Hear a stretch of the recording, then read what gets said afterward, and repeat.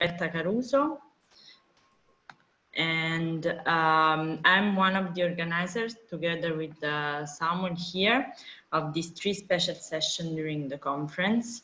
The idea of these sessions is to try to give an overview, especially for young scientists, on topics that traditionally are not covered by courses at university. These sessions have been organized in collaboration with the EPS Young Minds program, which is a program of the European Physical Society, which was born in 2010, with the aim of connecting and creating a network of young scientists all over Europe. I myself have been chair of the project from 2018 to 2020. Well, we hope to see great participation, and if you have more questions on the EPS Young Minds program, feel free to write me. Today, we're going to discuss the opportunities outside academia, and we will talk with Almudena Carrera, who is a PhD student at IBM Zurich. We will have also Matthew Hutchings, who works at CQC Inc. in London. Are you currently based in London, right? I am based in London, yes. And Nicola Cassinelli from NB Nanomagnetics. They will give a short introduction about themselves, what they do, and their current position. And then we will have plenty of time for question time. So if people in the audience have any question, feel free to answer. We ask you to use the chat in order to ask questions.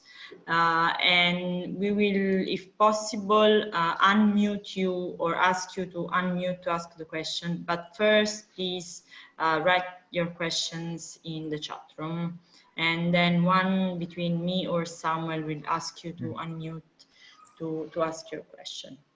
Okay, so first up is Almudena. Thank you.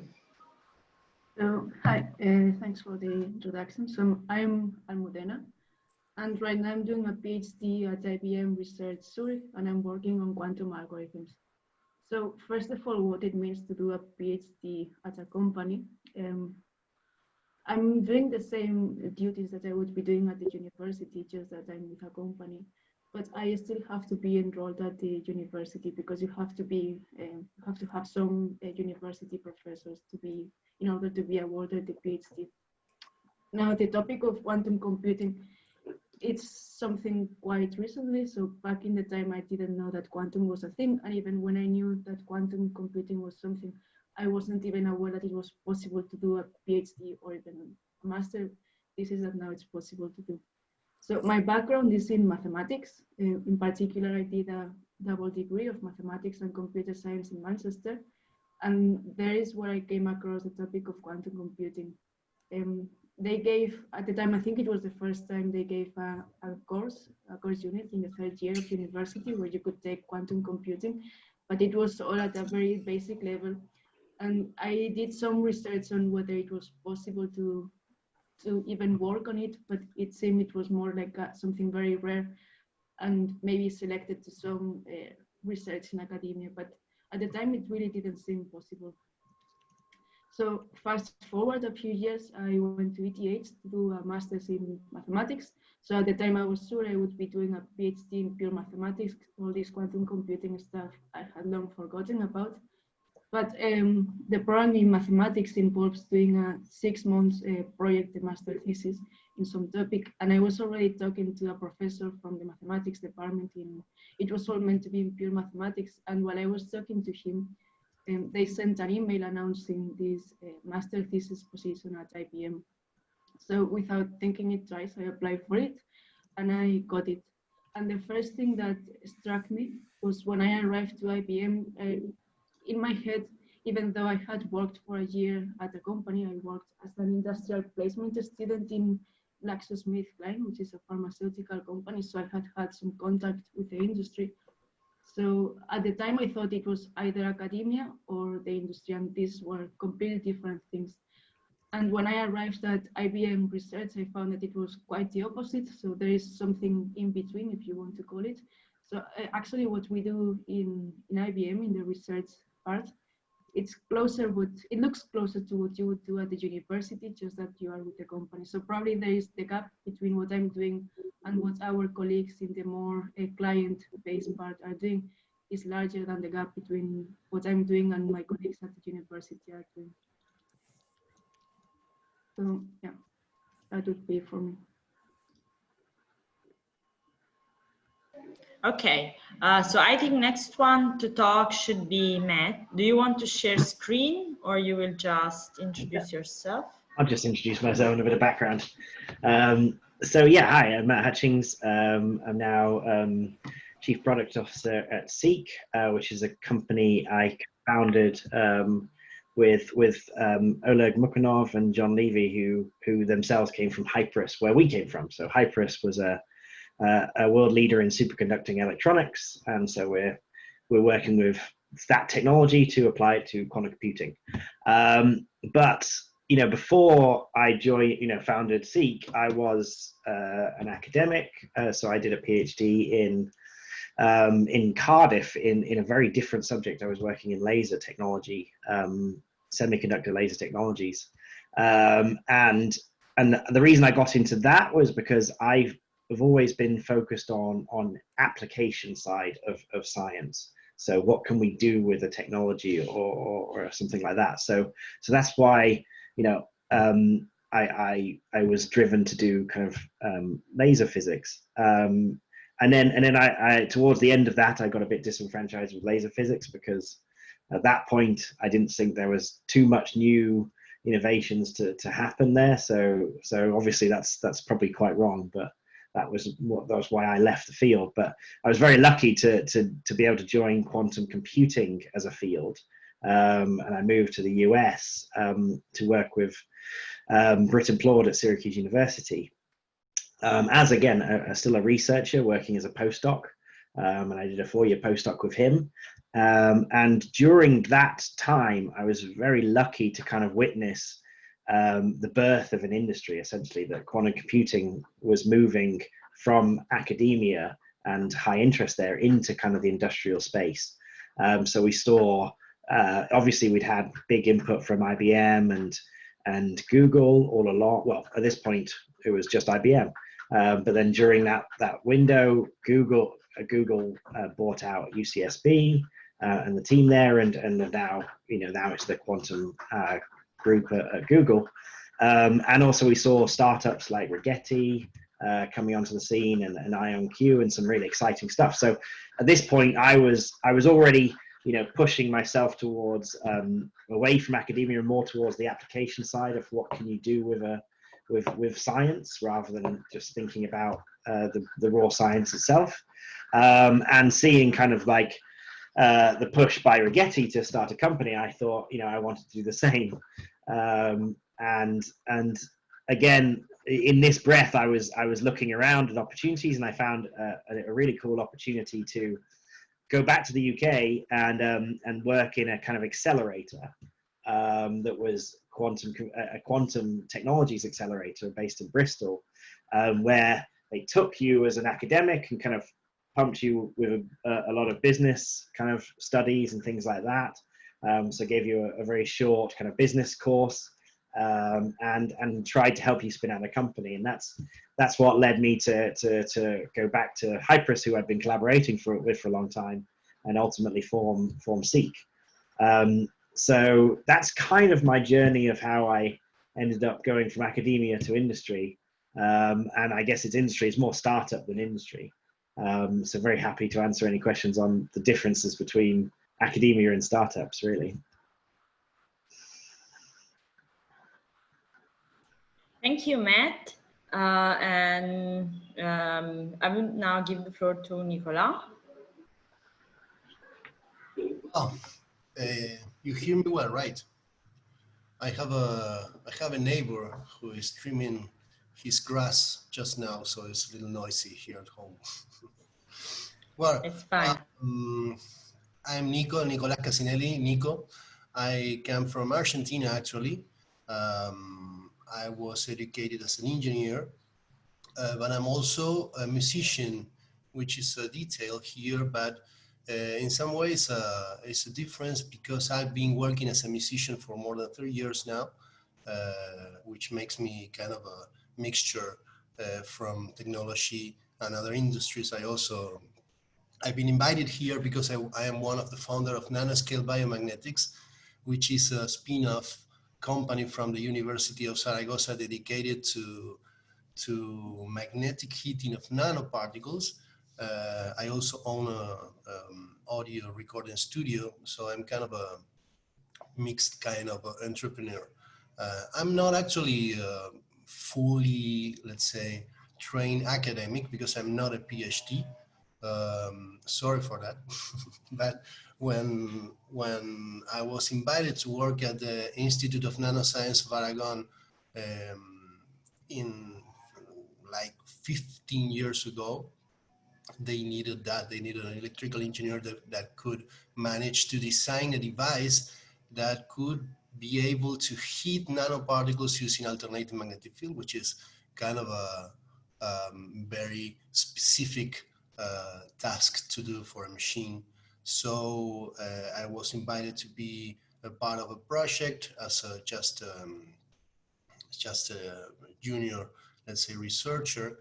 But when the time came, when I was invited, let's say, to get into actual PhD education, it came the opportunity to form a company as well as a situation generated by the academy, by the university, because the university itself embodied in the director of our institution, Ricardo Ibarra, invited me to form a company, and that's what we did. We formed a company, Nanoscale Biomagnetics, already kind of 12 years ago, which is fully dedicated to produce and commercialize devices that are actual descendants of this original machine that we built for the research project. So now we're a small company. We have kind of 10 employees, sometimes more, sometimes less, and we are 12 years old. We are one of the very few companies that do this kind of devices in the world, and we are maybe one of the more well-known in all the globe. We have sold more than 70 units, which for this kind of market is a good number, in 21 countries in all the globe.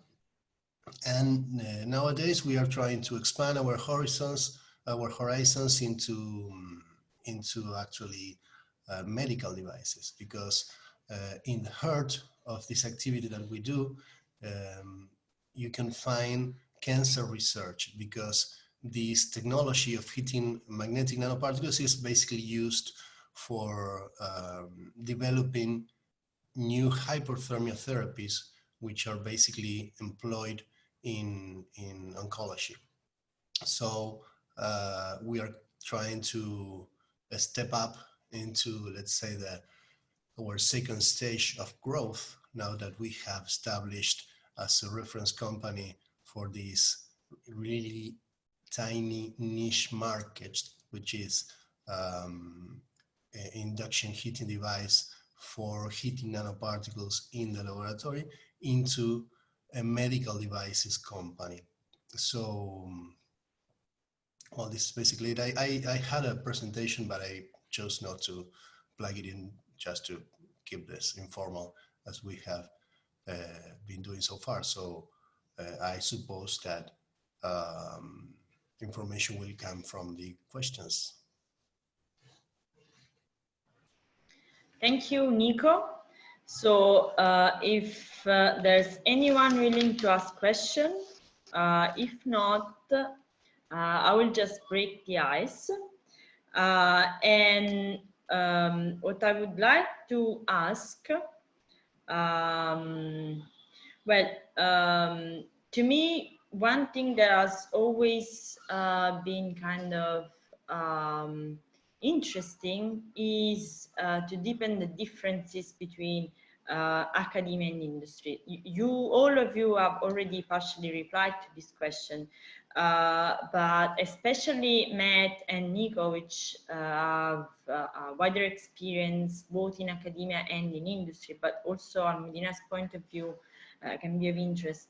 What are the main differences that you can spot between academia and industry, and in particular when it comes to responsibilities, let's say constraints that you have if you want to develop some research interest, the pressure that you have to face from inside and from outside, and if there is any difference that you can perceive in your life-work balance also. So, Nico, do you want to try to answer? Yeah, of course. Well, I think that differences can be different in different cases because there are a lot of academic systems, there are a lot of universities, and there are a lot of companies. Maybe the most important difference I can draw as a line to draw is between getting to be an entrepreneur, right? And let's say a researcher working for a university or even for a company. The main difference there is that basically, especially in the first stages of a startup project, is so incredibly dependent on your desire to move the startup forward that you don't realize the difference until a lot of years passed from that moment. You think that you have the same kind of pressures because in every job you have things to do and you can do those things sometimes, good, bad, or depending on how you perform that day or that particular task. But when you start your own company, everything is dependent on how you wake up that day. Even when you have partners, even when you have employees. And this is a completely different approach, because when you got money from some investor, then it makes a terrible difference how long it takes to develop something. The time pressure is completely different.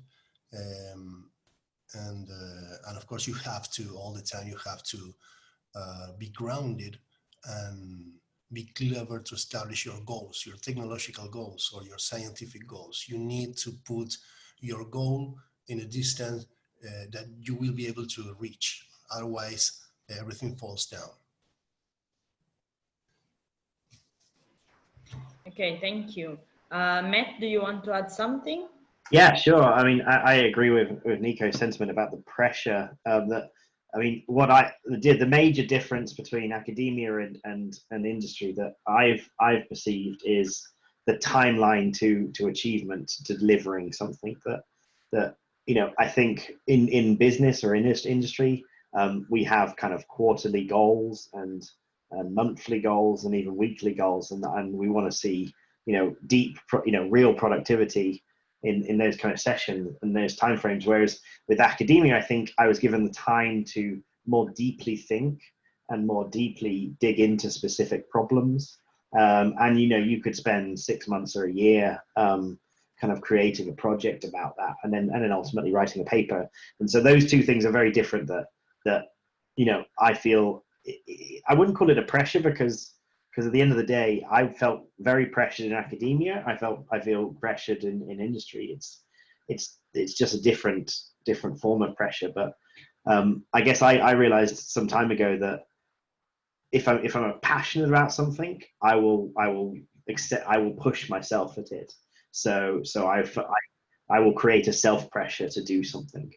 And so for me, there's very, I don't, my work-life balance hasn't changed. I feel, I felt pressure in academia that was maybe even towards arbitrary goals that always frustrated me, to be honest, that we would push for a conference and then you would write that, get that conference and you would give your talk and then suddenly there would be no pressure for like months.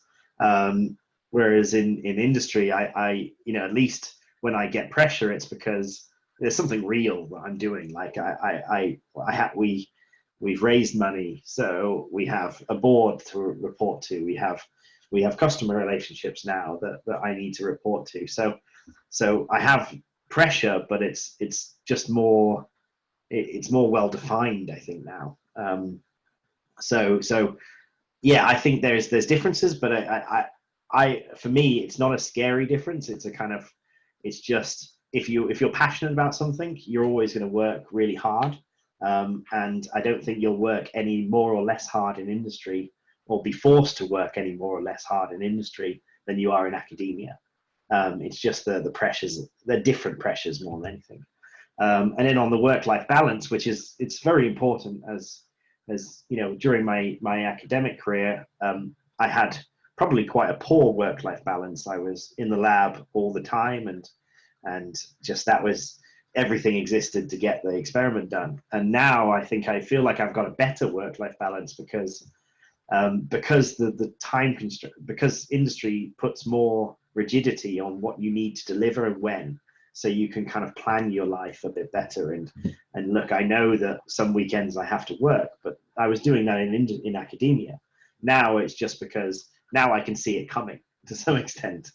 So like if we've got a board meeting, I know, that weekend I'm probably going to be working, but, I also get, the startup is different to industry in the fact that as a startup, I do have some freedom to take time when I need it.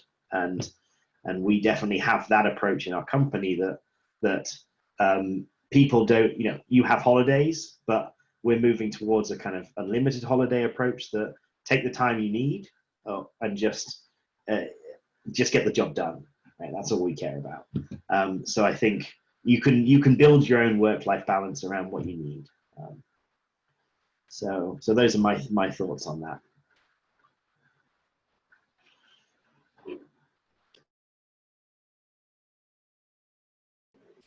All right, thank you. Almudena, do you want to add something here?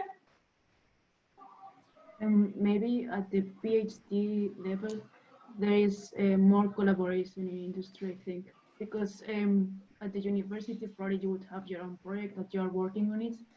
But if you are working in industry, usually these projects, there is some reason why you are working on that. And it usually doesn't just involve you, so you have to collaborate, say, for example, with the experimental people, and we are in the theory group, and we sometimes may have to work together and be able to explain what we are doing to people with maybe not the same background as us. So we have to be able to kind of transmit what we are doing to at another language. And also maybe that if you're at university and you've got questions on your topic, it's quite likely that you find someone who is an expert in what you are doing. But if you are in the industry and you're a team with very varied people with different backgrounds, maybe it's not that easy to find an expert who can answer the questions that you've got. But on the other hand, you can talk to people who give you very different points of view, which is also something that I really appreciate. All right, thank you.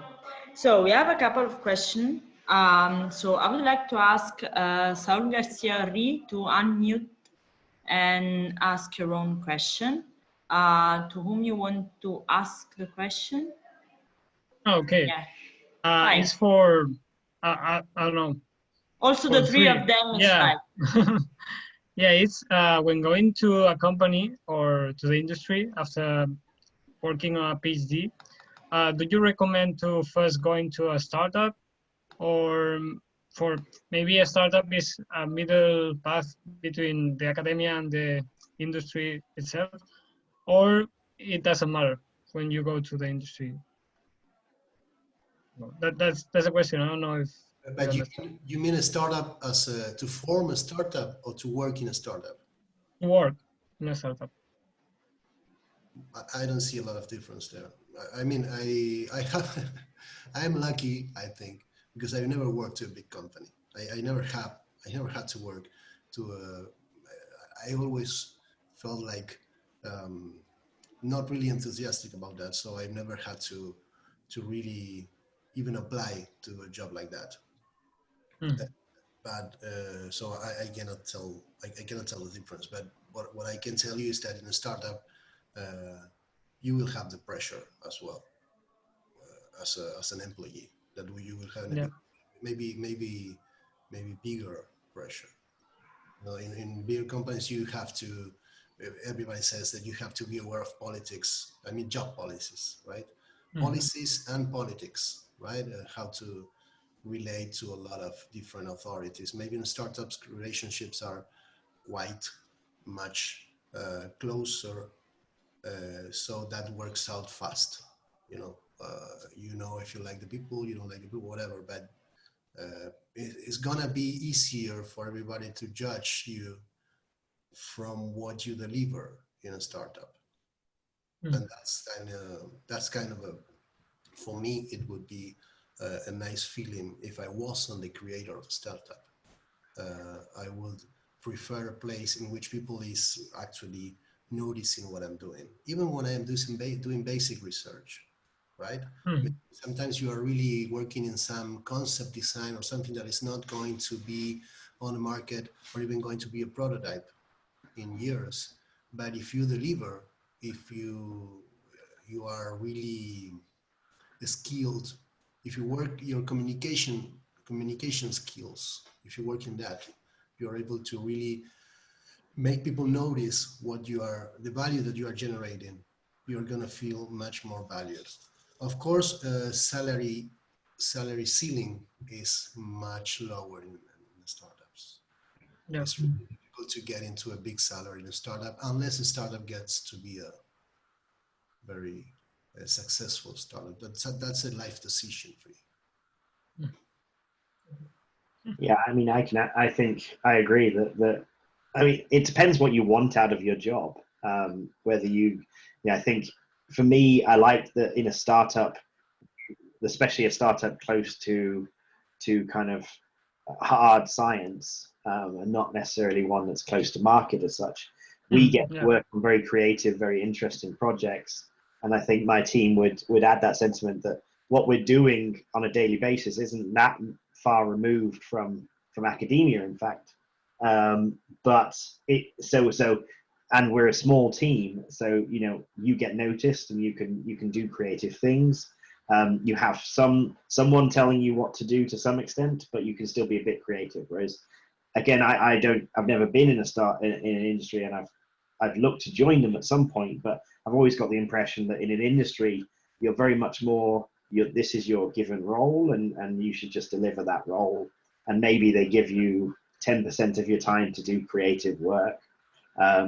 But so it depends but in those kind of settings, you're also going to get a lot more feedback from a lot more HR kind of things that, you're going to get job progression, you're going to get clear job progression, and it's going to be made clear to you from the outset that if you do these things correctly, you will get here. Whereas a startup is a lot more scrappy.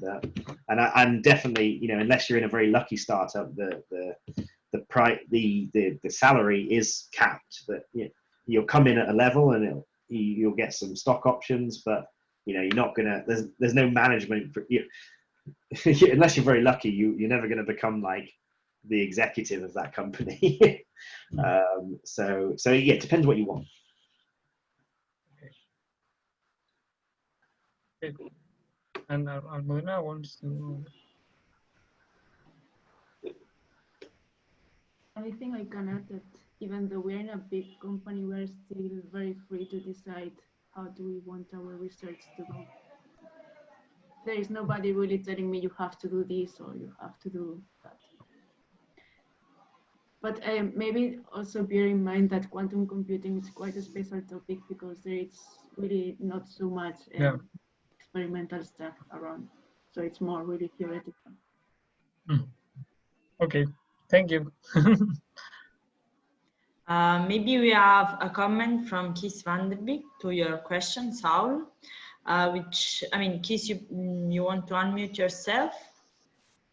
Yes, just a thought that different work surroundings, environments can exist in different companies, but even in laboratories. I mean, we are projecting ourselves from a condensed matter physics perspective, where groups are rather small, or maybe 10, 15, 20 people max, and you have a certain amount of responsibility, and you interact with a relatively reduced amount of people. And at an early career stage, the ultimate responsibility will be with a group leader. In other areas of physics, just think of high energy physics, the situation is really quite different, with huge research ensembles and deliverables, which we heard Matthew about on a yearly, monthly, or even weekly level as well. Now, in companies, I would imagine that everything depends on the way work is organized in a medium or large company. So depending on the project, I could imagine, and maybe Almudena can teach us something about that, that work could be organized in relatively small teams, and only where the real difference would be, and I recognize Matthew and Nicolas's contributions, is indeed in startups, where I would imagine, for having been close to as a lab director to young students who did go off into a startup, everything depends on your wish to go. I think that was a very just remark, and but also on how you are accompanied in this. There's many factors which have to be taken into account, and ultimately it's the kind of environment that would suit you best. That's the hypothesis I would put forward. Okay. Thank Thank you. you. Thank you. We have a question from Liang Dong, who doesn't have a microphone, so I will read it for you. And the question is, sir, as a PhD student now, I want to know if I intend to work at a company like IBM, should I do some preparation now, or just try to find a job after getting the PhD degree?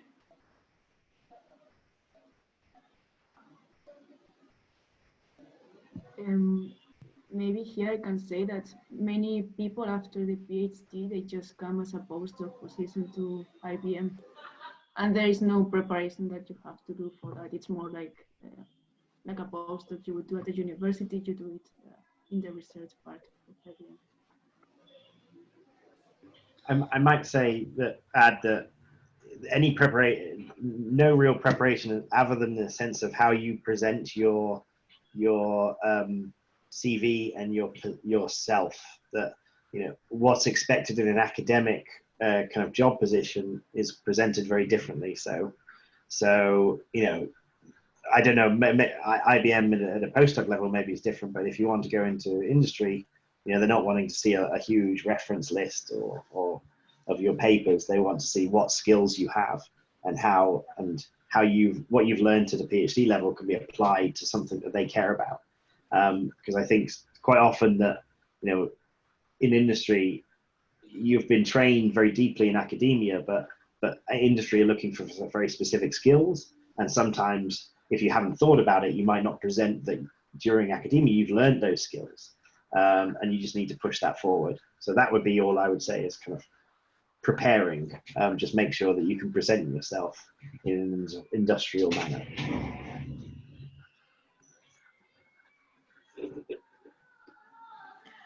Nico, there's something you would like to add?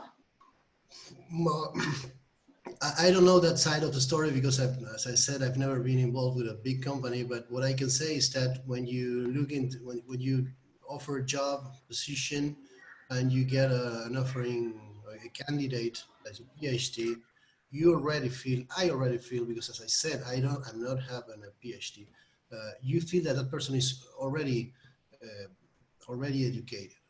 So as Matthew said, maybe you look into other stuff. Of course, those stuffs those things are related to maybe they can be improved by getting a previous job in a different company. So you show that you can work in a laboratory, you can work with assignments, you can work with deadlines, whatever, or also that you can work in one particular kind of technology that is of interest in that job offer. But I don't think that's something that you should do before going into IBM, because when you look for a PhD, you look for somebody who is educated in one particular technology or one particular area of science. So maybe the most important item at that point is that your CV is showing that you are prepared for that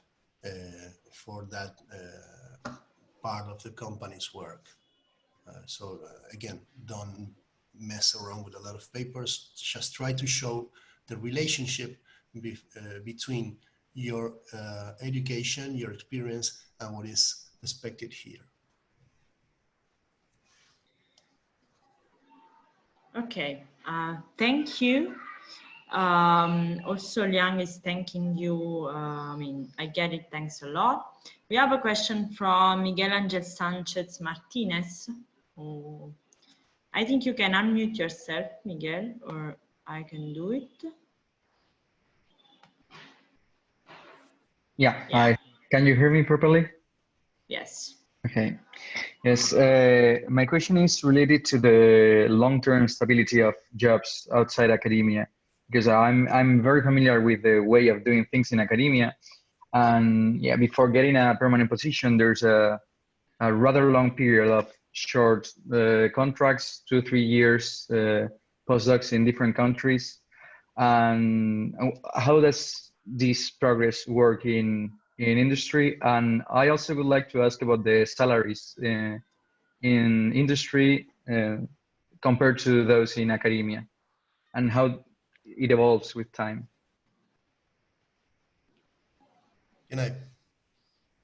It's Sure. for the two of you. Sorry, I forgot to say. I would like to hear. Because I mentioned that before. I understand that regarding salaries, you have a low ceiling in startups, unless you really get into this. Startup gets it's grows into a big company and a big investment project, and it really makes it. The startup is successful in imposing this technology into one market. You usually will be limited in the salary, but they are not bad salaries, because in a startup you want to make sure that the good people is getting comfortable in the company, and you try to compensate the differences. Maybe you cannot offer them stock options or a lot of additional bonuses or things like that, but you really work on the person being comfortable. So that's sometimes that even translates into money, in the way that you can handle your schedule or things like that. And then the other thing is how long contracts are. I think that in the first part of your career is going to be unstable, and maybe it goes in a different way. Let's say that like that. It's easy to hire somebody who is a junior researcher or a junior engineer or a junior whatever, and pay them to do a job a few years, maybe 4, 5, 6, 7 years. What is difficult is then to promote them into well-paid positions, and because in the top of the pyramid, you have less positions, right? In academia, it works in a different way. It's very difficult to get some stability in the beginning, but then you get to be a professor, and you won't, unless you really, few people can be sure that they will have a job after 40, for example. Companies come and go. This is, I mean, I have a company with 10 people, and I am very lucky and very proud to say that I have never had to fire anybody because of budget problems. You know, we never cut our people just because of money, even when you know, sometimes financials were not so good, but that's not the spirit of many companies. So you will experience that in academia. Maybe you are jumping from one position to other in the first years, but then you get to a stability that you won't get in industry. So that's a decision. That's something that you may have in mind in your decision. Okay. Well, thank you very much. I can add to that comment. I think you're totally correct, totally right that I don't think stability is something you'll get in a early career profession, either industry, academia, or startup. I think it's part of the course of becoming someone that's very highly trained and very successful. You know, you need to take a bit of instability.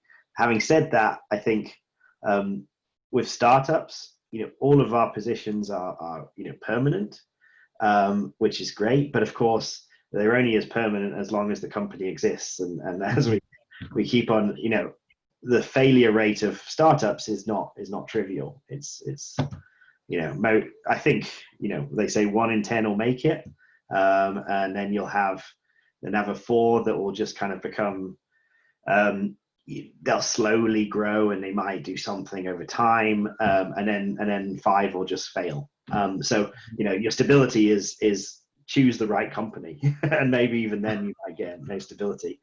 So I think probably the most stable option is industry over academia and startups. And I think in industry, if you're smart, then you'll probably be able to stay in that company and progress.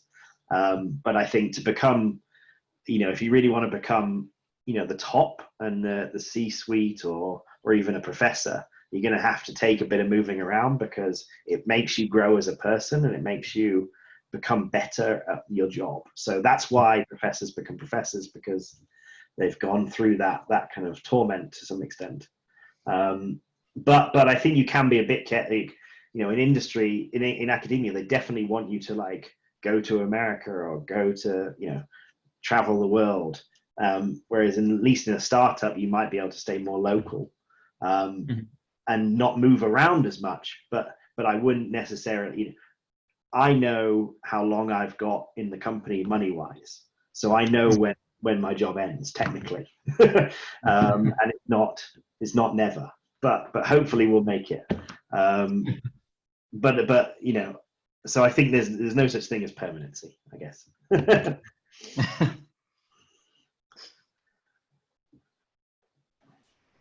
Almudena, do you want to add something? I think in a big company, you are more stable once you get to the point of getting something stable. And I've seen people who progress straight from PhD into permanent, but the problem is that you have to be really lucky, because the person that decides that if they want you, it's not the same person who decides that they are going to pay for you. And this miscommunication, that's why you have to be extremely lucky. So that's the problem with the big industry, I think. I see. Well, thank you very much. This was exactly what I wanted to not sure if what I wanted to hear, but it's definitely what I wanted to learn about. Thank you. All right. We do have a question from Jonas Rigo. Do you want to unmute yourself, Jonas?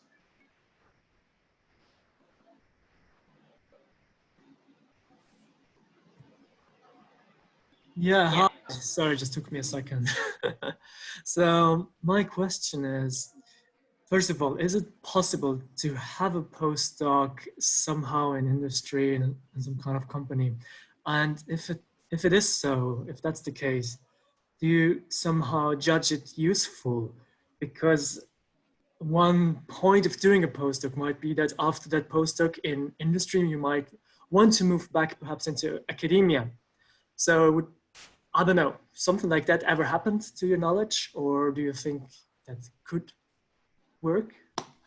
I'm open for answers and opinions. Thank you very much.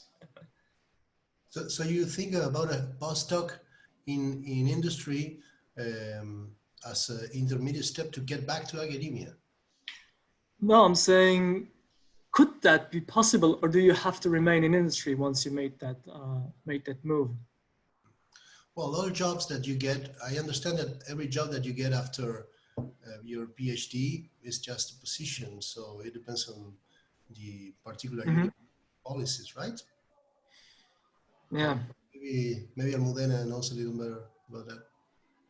Well, the thing is, if you get your funding, probably because once you have your PhD, it's a bit more flexible because you can get your funding, and if a company is willing to let you collaborate with the professor and give you a position, I don't know. Have you ever? Is that in general possible? Let's ask.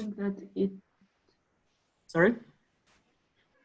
So here I would say that it's possible, but it. Sorry, my connection is a bit bad. So it's possible, but it depends a lot on the company and the type of job you're going to have. So at the end of the day, if you want to go back into academia, they are going to judge you on what you've been doing the past time, whether you were at the label with a university or at the company. So I know by first-hand many people whose interest is in academia and they are still working with us as a postdoc. But just because they are purely working on research, so there are no second activities that they are supposed to be doing. And like these are your peers in IBM? Yeah. Interesting. Yeah, I agree. It completely depends on the role. I think it's possible. It's difficult, but you have if you in industry, I guess they're unless you work. I don't know about IBM, but they're probably in IBM. You're probably focused on writing papers and submitting to journals. In which case, what you're doing on a daily basis is well aligned with what academia wants you to do. So in those instances, you've got a good chance of getting back into academia because that's what they judge you against your output in that respect. Yes. But in my company, I will not have people write papers, and I don't want them to spend their time doing that. And therefore, no one joining my company would be able to go back to academia. And I would also point out that in an interview process, I make sure that if you're coming to industry, it's because you want to stay here, and not if I get a sense that you're thinking to move back into academia, I wouldn't hire you. I see. Yeah, that's very sensible. Matthew, just a follow-up question to you, actually. Thanks a lot for your very helpful answer. Though I have another question that you might be able to answer.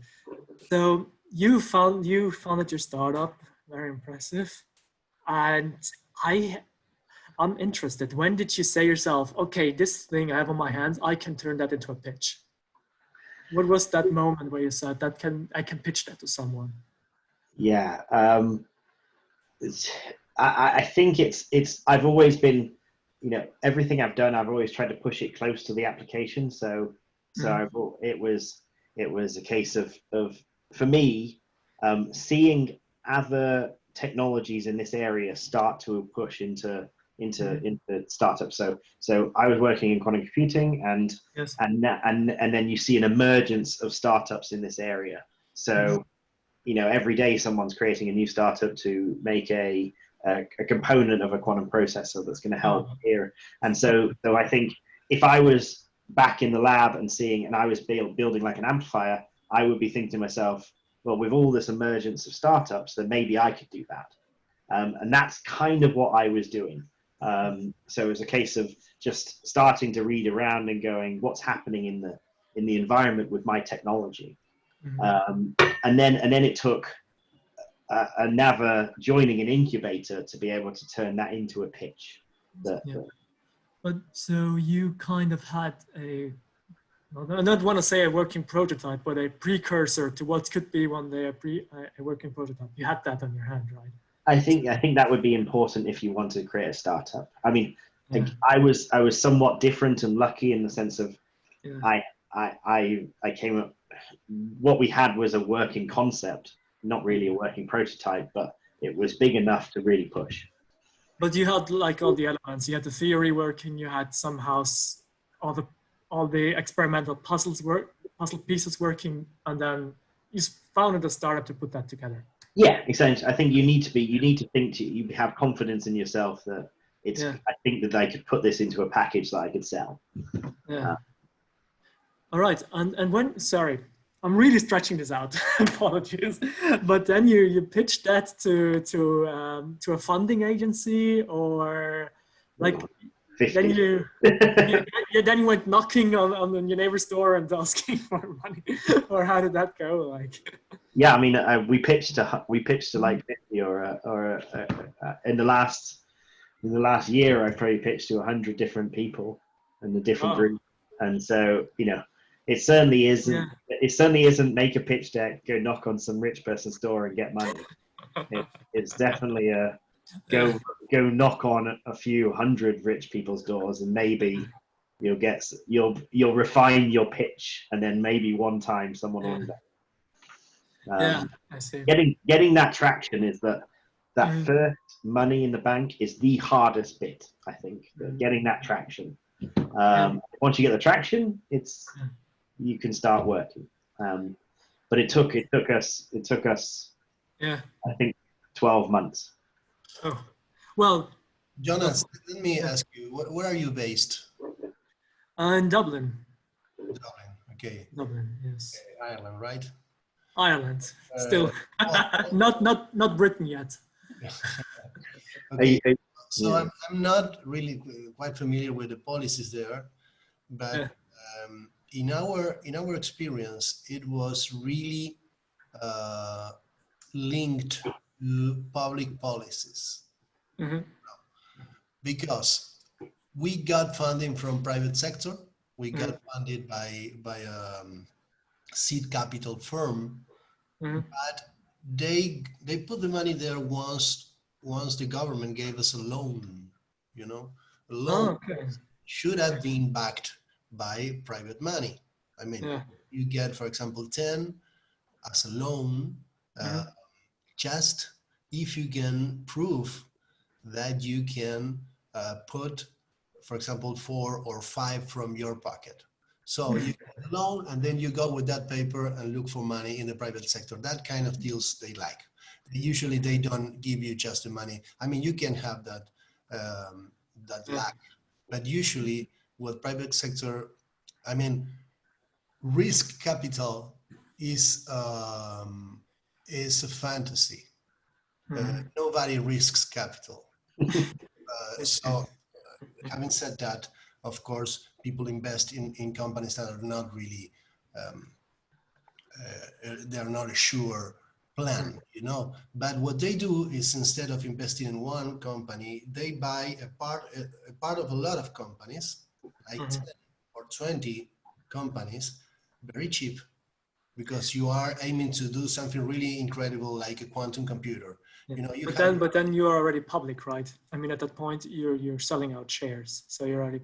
No, it's not. It's not exactly about shares. You can do a different way, because a public company is a much complicated structure. But when you form a company, you can buy a part. You can sell a part of the company without being public. The same, you can sell a part of your house. You sell a part of your house if you want. So that's how startups usually fund. You sell a part of your business, a part of your company. For some money that is actually for the company. It's not going back. It's not a loan. But in many cases, seed capital companies are looking for companies that are already financed by some other instrument that is not maybe investment. Maybe it's just a loan, but that makes the project much more feasible, much more, solid. I mean, they, for example, 20 or 30, and you already have 100 for a loan. So actually they are getting the revenues, let's say, of the possibilities of a revenue coming from 130. You know what I mean? So yes, I don't know how it works in Ireland, but the main source of innovation in most of the countries is state policy.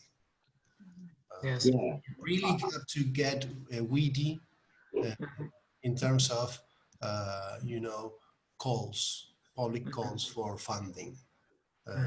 Of course, if you are doing some research work, if you want to, you know, put a commercial mall, that's not your problem. If you want to do something new, if you want to go for new technology, a new idea, you will improve your chances if you work in these two dimensions: private sector, but also public funding. I completely agree. Yeah. Like are you in Northern Ireland or Ireland? No, Dublin. So Dublin. Republic. Yes. Republic. Yeah. So I mean, I don't know what we got local innovate. So we got this after, but a lot of people I know got government funded that was 70% government, and then they wanted to see 30% match. And I know that a lot of risk capital loves to see that government's put in 70%, and then we just need to put in our 30, and we can leverage this much larger money. So they see it massively as de-risking. If the government is behind you, it's de-risk. Yeah, sure. And you can apply for these grants without, you know, you want to do it together, but get the grant, and then it'll be a lot easier to get money. And you will get much more, much better attitude, much better, you know, help, and probably welcoming from public agents who are really interested in boosting this kind of initiative, because they work for that. They have a job position, you know, and a public funding agency, so they will help you how to build your business plan, how to turn you into an entrepreneur. Usually, you know, seed capital companies, they want the whole job done. They want you to pitch. You know, it's interesting because you asked about the pitch, and that's why I think that Matthew and I went into these thinkings, because you get the pitch when you have your business clear, when you have. Of course, it's not the kind of pitch that you would do to your mother or to your father or to your uncle. You know, I've never would have offered this business to my family because it's very risky. But in some way, you have to build something that is solid, and you build it when you really got it, when you have a prototype, when you have really clear when you're going to commercialize, or when you have part of the money. I guess you sort of had your most of innovation coming out from university, right? Yes. Did they claim any of the rights on what you developed after you left university? So in our case, actually, no, but that was because we didn't patent it, and then we also collaborated with an industry, so the industry took the lion's share. But I know that in most cases, if you've got a patent or you've done some innovation at university, they'll want a chunk, and it's up to you to make sure that is small and not 50% of your company, which they tend to do in the UK, but they're getting better at it in the UK at least. But even 15% is tricky. But you should be if you're giving away any of your company, you should definitely be asking what you'll get for it. And a lot of universities will just be like, well, you've got all of this previous stuff, and that's rubbish. Ask them what you're going to get from them moving forward. Yeah, I see. Yeah. I think we should move to a slightly different topic. Otherwise, it's going to be a private discussion. But I'm sure Thank you very much. I appreciate your time. I'm sure that Matt and Nico will be happy to get in contact with you for any other questions you might have. We have also some comments from other people in the audience regarding your initial question, which was, is it possible to do postdoc in companies? And Miguel actually said that it is possible. I mean, you do a postdoc, you work in a big company, and then you go back in academia with the tenure track. But now I would like to ask Razan, if possible, to unmute yourself and ask your own question. yeah, the topic is still changing in between academia and industry, right? Yeah. So hi, actually a question for everyone. I was just wondering if it's like, if I have 4 or 5 years of postdoc, would it be still okay to move to industry, or am I going to be too senior to move to industry, or whether it's actually big company or startup? I don't think that that's a real problem, at least with startups and dynamic companies, age. The problem is maybe that you can relate to that is your your job culture, let's say. When you're a grown-up, completely grown-up person, and you want to get into in a position in a company, you really have to show that you are open to change your way of working and to relate it with people, because that's the kind of thing that are more difficult for already developed professionals. You know, in a company, you want somebody that, you know, jumps into the boat and take a role and do what is needed to be done. You don't need somebody that you know, comes through the door trying to say how things are going to be done. You know, I'm really of course exaggerating, but I don't think that age is a problem. What you look into a seasoned professional is the attitude, is to go into something new. You know, my financial manager is a lady that's more than 60 that, you know, got like word up, got tired of working with, you know, repetitive, boring local companies, and she presented to be a part-time financial director in a startup, and he knew nothing about nanotechnology, and she was incredibly effective and clever working with us. And so it, from my experience, it is related to your own attitude when you present yourself for a job.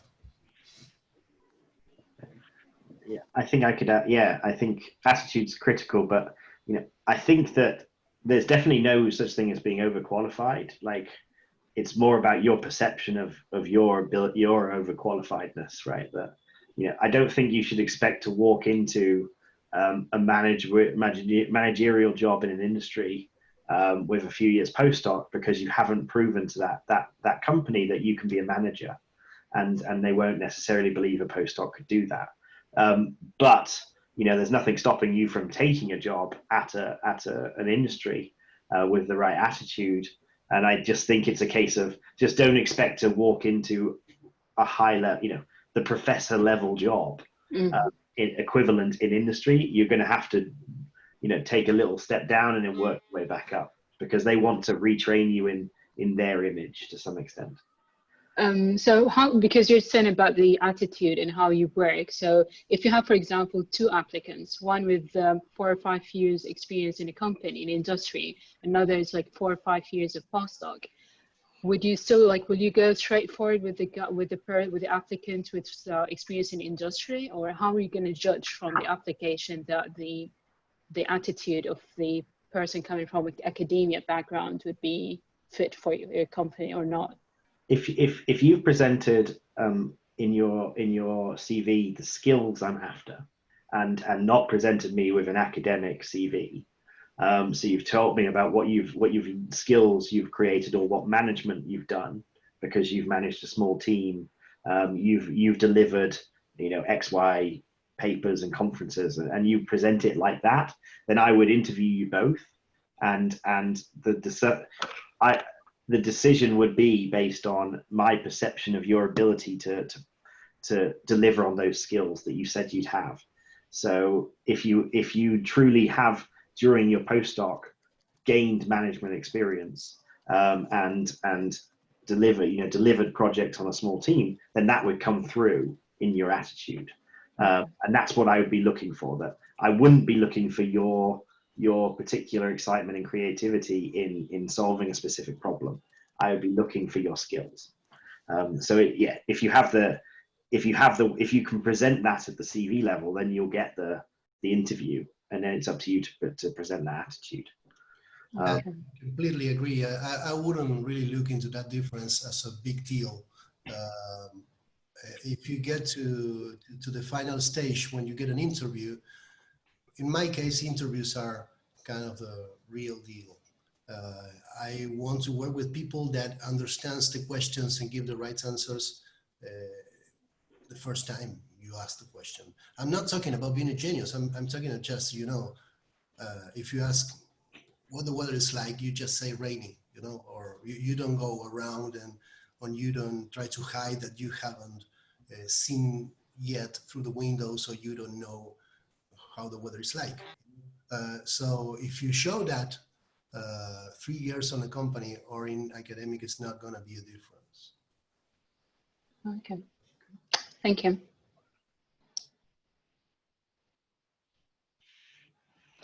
We have maybe a comment from Keith, if you want to add something to this discussion. Yeah, thank you. I think it's an incredibly interesting discussion. So I made some side remarks on the chat, and Nicolas, who made some very interesting remarks about your aptitudes. The remark I made is, if you have a PhD and you're now a doctor in physics, it means you have managed the project, because you did your PhD, didn't you? And it included setting up a work plan, going through different stages of your research. It had planning. So everyone, according to me, who reached this stage of a career has done management and has these aptitudes, which are generally useful. On top of all the technical skills and so forth, we like to say that if you do physics, physics is learning how to solve problems, right? And that's what is generally looked for, is what I would imagine. I would agree that you've developed certain management skills like time management. I wouldn't necessarily agree that you've developed like management of people. No, sure, yeah.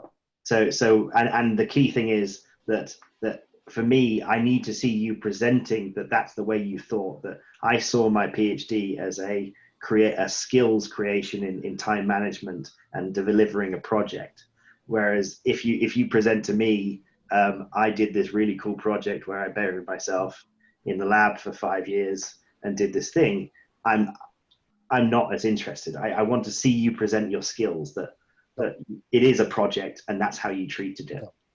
Totally agree. So I have in the past organized like job fairs at conferences and things like that. And before you go ahead with such a thing, you speak to the companies that are going to be there, right? And what you're saying completely echoes what has been said at those occasions in France. And in my experience in a company like ours, the main difference is that we are really a team. I mean, this is something that everybody says, but in my company, we all have a lot of little responsibilities, little, we are really, it's called a mixed hierarchy. So there are no really bosses, I'm the, I am the CEO, but we have organized the job in a way that everybody is really responsible of something and everybody works with everybody. So that kind of thing in which you really have to deliver and you really have to negotiate every day with your partners, with your co-workers, tiny stuff and big stuff, and at the same time be able to discuss theory and to discuss strategy with the same person. Then in the next minute you will have to negotiate who is going to, I don't know, do this experiment or come in Saturday to do something particular in the laboratory, whatever. This kind of skills of teamwork is not granted at all in a PhD. That's my experience. It doesn't mean that a PhD is not able to do that, but you can have a really good PhD program and a high score without almost never interacting with other people at the same level. Yeah, thank you. Almudena, do you want to add something to the topic? No, maybe just to what Nico said, that for example, in our case, we do have this collaboration. Even though we are PhDs, we have to constantly, I mean, we are a small team and we are always working together, even though sometimes I would be just working on my own topic. But maybe that's one of the small advantages of doing a PhD in an industry, that you get this part of human collaboration a bit more that you wouldn't get otherwise if you were just at the university. Agreed, and I think some PhDs definitely have, a lot of PhDs have that, but it's up to you to present that when going to an industry, because I don't think it will be assumed. Okay, thanks. We have a question from Niklas Friedrich. Do you want to unmute yourself, maybe, so that you can ask your question? Yes, hi. Hi. I was wondering about working hours. It's not about working on the weekend or having a fixed schedule, but about time-wise. Where do you, all three of you, see it more likely to find a job where you don't work 40 plus hours a week? And I'm fully aware that these jobs will most likely not be the highest paying one and not be the top management positions. And yeah. I think not in a startup, at least not in one. I think people in our startups are like, they love what they're doing, so they're doing it a lot, and we've lost you lose a bit of that balance. So I think I would be surprised if anyone in my group is working less than 30 hours. I think in academia, obviously, I think you'd be very hard to get a less than 30 or 35 hours job. So maybe industry, because I think they are a lot more time aware, and you get HR kind of saying, what's your work plan, and are you sticking within these hours? So potentially there, but I've certainly never worked less than 30 or 40 odd hours more. Thank you. So here maybe to add that something, but I think this is very unique to Switzerland, and is that many people work 80%, and that even at the university level, and it's seen as normal and everything, but I think it's something just unique to Switzerland. And I don't think you would see it in other countries so frequent. Okay, so looking for a job in Switzerland instead of... Well, in my case, when we formed the company, we started with a few employees, and we offered full-time positions, but I encourage people not to have a rigid schedule. So I don't look into timesheets, let's say.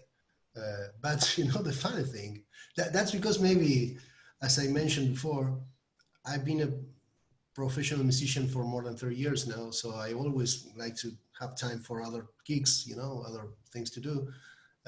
And I'm feel kind of trapped when it comes to 9 to 5. But as Matthew said, especially in the initial phases and all across the history of a startup company, you have periods of times in which you have to be very dedicated if you are an entrepreneur. If you are not, you have to work with that pulse. You have to feel that. I don't care if people really manage to do their job in 3 hours a day. I really don't care. And in fact, they forced me. This is very crazy. I hired a few very, very bright students, maybe first or second of their classes in different universities in Spain. We started with 4 engineers, all of them very well scored in academic level, and they became really great engineers 10 years after that. But they started a job and they wanted fixed hours. This is very crazy, right? So people started to say, no, I want an hour to get in and an hour to get out. So I don't know, maybe it is not always imposed by the company. Sometimes it's the environment in which you are, you get in. As Matthew says, when you get into a startup or a company that is doing research, there are times in which you really have to commit because you have to be productive. Otherwise, the project is going to slow down and everybody's going to be sad. It's going to be, you're going to piss everybody. And that's a bad thing to do in a job. And sometimes you really can manage to do other stuff. Formally, a part-time job in any of these companies, of course, is going to be a less important position, a position in which you are not expected to be promoted, let's say. Short follow-up. Thank you for the very detailed response. You said you don't mind if someone does the job in just 3 hours. How do you define what's the job, or don't you then say, okay, you just needed 3 hours to complete the tasks I initially employed you to do, and why don't you spend the next 5 hours of your day to do something different? Well, you have to develop, well, not you as an employee, I mean me as a manager, I had to develop skills for defining objectives. That took a lot of time. I am kind of, confident of myself after 12 years just now. It's very difficult to do that. But when you, because otherwise you feel you have to understand your bosses when they ask you for more, because sometimes you know how difficult it is to some job to get done, especially in R&D, so you don't know if person is really pushing the envelope and being creative or just warming up the chair, so sometimes you get anxious and you can be a little bossy and demanding. So it's very difficult for a manager to know what is your exact point. But that's a dance of two, your manager has to be open to this kind of relationship, and you really have to be sincere. You really have to try to do your best. If you get that relationship, especially in small companies like startups, you may find yourself working, just the time you feel inspired to. Okay, great. Thanks to you, all the three of you.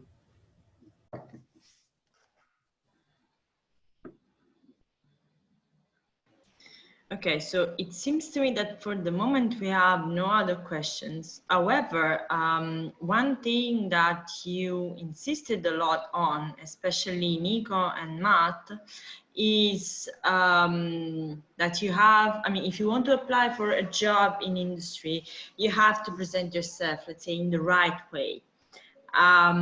Do you have any tips, any piece of advice for people who want to apply for a job in industry on, let's say, how do you need to make your CV, your self-presentation in order to make a good impression?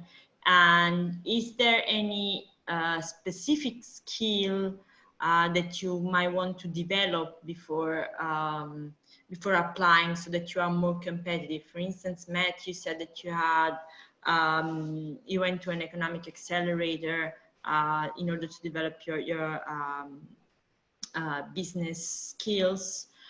Is there any suggestion that you could give to people who want to search for a job in industry or want to do their own startup?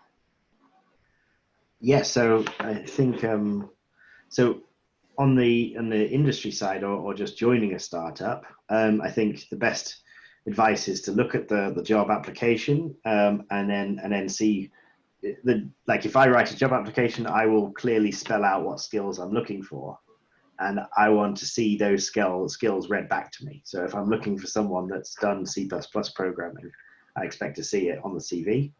So I look for like a, if I see, experience, and then they've done a postdoc, what I don't want to see is kind of a description of the cool science they did. I want to see a what skills did they learn and did they utilize in delivering those projects. So it always comes down to like, what skills have I presented, I think. And so and then tailoring that for the job. So seeing what skills they're after and seeing how can what I've done apply to that. And then from a startup side, yeah, I mean, I think it's the best advice is to if you want to found a startup, find like-minded people. And like, so if you can join an accelerator, there's lots of university accelerators these days, that you can kind of join and get a bit of like-minded thought processes going on, and look at, you know, look at these kind of business focused government grants that we talked about, that like in the UK we have Innovate UK, so I applied for a bunch of those. So rather than applying for kind of Marie Curie fellowships or something like that, look at what government grants are available for startups.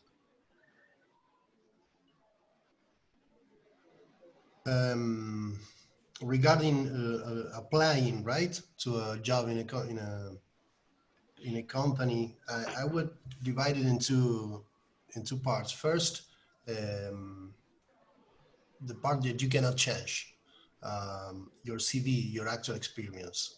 You have to be aware that that's a capital that you have, and you cannot change it, and you cannot lie, of course, and you cannot, be deceiving about that, because that's terribly bad. It makes a terribly bad impact, and you can notice that in the second word, when you have an interview. So first of all, you have to be aware that if your CV fits the position, you will have more chances, and try to show it. When you actually you have to tune up your CV to show that. As we said with Matthew, maybe remove some of the paper or remove some of the whatever workshops you did, and you show everything that it's reminding to the reader the actual skills that are required here. And then when you prepare for an actual interview, you really have to spend some minutes researching the subject of the company. It's a real it's a pity when you get somebody to a final stage interview and they don't know what you do, and they don't know your company. I'm not talking about, knowing your personal biography or whatever. They need to know what the company is about, especially in startups. We usually focus in one particular technology, so you really have to at least have read the Wikipedia articles and be familiar with the terms. This may sound funny, but happens all the time, and it shows very few interest. You really have to know what you are, and then you have to visualize in that position. If you really feel that you're going to be happy and you're going to be creative and you're going to feel and you're going to fit in that environment, just show it, don't force it. Of course, sometimes you won't be able because you need a job and you work in whatever company, and this part of the conversation is not working for that situation. But if you're really looking for your dream job or your nice job, you have to visualize how it's going to be your experience there, and show it to your interviewer. You make them believe comfortable with you, feel comfortable with you, and don't overact your interest. Maybe you try to show that you are already part of the team before being elected, let's say.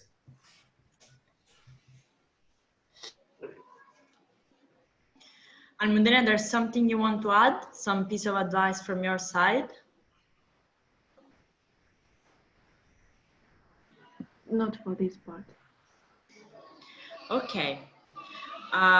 So if there's no other questions from the audience, and it seems to me I didn't miss anyone.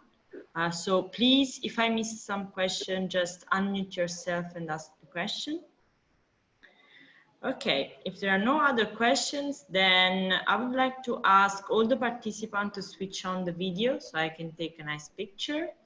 And then, of course, if any of the speakers has any other final remark, I would be glad to be there. Okay. Just thank you for the invitation. It was a really interesting conversation. I hope, you know, somebody gets something from it.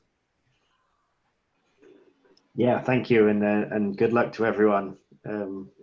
Definitely don't stay in academia if you don't have to. It's great out here in industry.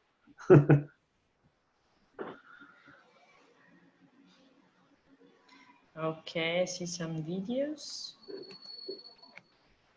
Yeah, don't be shy, just switch on your cameras.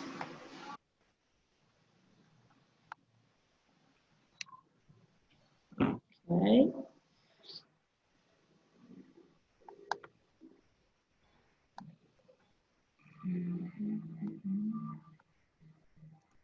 Okay, so I think we're done here.